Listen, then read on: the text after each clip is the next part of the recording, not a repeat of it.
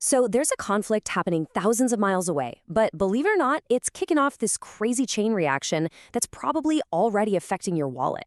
It's a huge, unexpected disruption to the ships that carry our phones, our food, our fuel, pretty much everything. And it's literally redrawing the map of global trade right before our eyes. Let's get into how. For like ever, the superhighway of the sea was the Suez Canal. It was the ultimate shortcut connecting Asia and Europe. But all of a sudden, that's completely changed. Ships are now ditching this critical route for what's being called the New Way, a much, much longer and more expensive trip all the way around the tip of Africa. Okay, so this begs the question, right? Why on earth would they do this? Why would an entire industry just decide that the longest possible route is suddenly the best one? Well, the answer shows just how fragile our global supply chains really are. The whole story really starts with a bit of a geography lesson. See, the Middle East isn't just a region on a map. It's home to some of the planet's most critical maritime choke points. Think of them like narrow funnels that a huge amount of the world's shipping traffic has to squeeze through. And we're talking about three key spots here. These are the big ones. You've got the Suez Canal, which connects the Mediterranean to the Red Sea. Then there's the Bab el-Mandeb Strait, which is the southern gateway to the Suez. And finally, the Strait of Hormuz, the most important oil lane in the entire world. Because of this conflict, all three are now seen as high risk. And just to give you a sense of the scale here, the Suez Canal alone handles between 15 and 30% of all global sea trade. That's up to a third of all the world's electronics, clothes, and other goods, all depending on this one single waterway. Now let's talk energy. A stunning 20%, 1/5 of the world's entire oil supply sails right through the Strait of Hormuz. So any problem there doesn't just slow down a few ships. It directly messes with global energy markets and, yep, the price you pay for gas. So you've got these super important waterways that are suddenly major danger zones. What happens next? Well, the reaction was fast and honestly pretty drastic. We're calling it the Great Detour. Yeah, we're talking about the absolute giants of the shipping world. Maersk, Hapag-Lloyd, CMA, CGM. Almost overnight, they all made the exact same call. They decided the risk was just too great, so they started sending their massive ships away from the Red Sea and on that long journey around Africa instead. And look, this one decision to just go the long way, it kicks off this whole domino effect. The logic is pretty straightforward. A longer route means you're burning way more fuel. A longer trip means that ship is out of commission for longer, so there are fewer ships available overall. And all of that, of course, leads to one thing: higher costs for everybody. All right, so we've been saying longer and more expensive, but what does that actually mean in real numbers?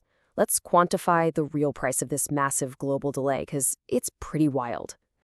So let's just compare them side by side, right? You've got the old way, the fast way, through the Suez. And then you have this new, super long trek around the Cape of Good Hope. The difference is, well, it's huge. Get ready for this first number, because it's nuts. We're talking about an extra 3,500 nautical miles for one trip. To put that into perspective, that's like adding an entire trip across the Atlantic Ocean onto an already long journey. And all those extra miles, they mean more time. A lot more time. An extra 10 to 14 days just stuck out on the ocean. Now, for modern supply chains that run on what's called just-in-time delivery, where parts need to arrive on a very specific day, adding 2 full weeks to that schedule throws everything into complete chaos. And here's the thing, this isn't just some headache for shipping companies. This ripple effect spreads out and hits major industries all over the world. And yep, it eventually hits all of us. First up, energy. When those giant oil tankers get delayed or have to sail thousands of extra miles, the global supply of oil gets squeezed. And that uncertainty, that delay, it pushes prices up for gasoline, for heating oil, for pretty much everything. It's not just fuel either, it's our food. You've got ships carrying essential stuff like grain and cooking oils, and now they're stuck on these super long voyages. This not only increases shipping costs, but it can lead to higher prices for you at the grocery store. And then there's pretty much everything else we buy. Modern manufacturing is like this incredibly precise dance where you need a constant flow of parts. When that flow is suddenly delayed by 2 weeks, Production lines for things like cars and our smartphones can literally grind to a halt. So with all this chaos, what are the actual businesses doing? The people on the ground trying to get their products to market? Well, they are scrambling to adapt, and they're doing it fast. I mean, the challenges they're facing are just massive. Suddenly, their delivery schedules are all messed up, they're getting slammed with higher shipping fees, and now there's even this thing called war risk surcharges, which is basically extra insurance for sailing near a conflict zone. It's a total logistical nightmare. But, they're fighting back. The smart companies are getting creative. They're trying different routes, not putting all their cargo in one basket, so to speak. They're building extra time into their schedules and trying to lock in shipping prices now to avoid getting hit later. Basically, they're watching the world news like a hawk. All of this brings us to one final, really big question. Is this whole Great Detour thing just a temporary fix? Or are we actually witnessing the new normal for how everything gets moved around the planet? Believe it or not, some of the experts in this field are starting to say that if this instability sticks around, going the long way around Africa might just become the standard plan. The shipping lines might just decide that the safety and predictability of the long route is better than the speed of the riskier one. And that makes us rethink something we've taken for granted for centuries.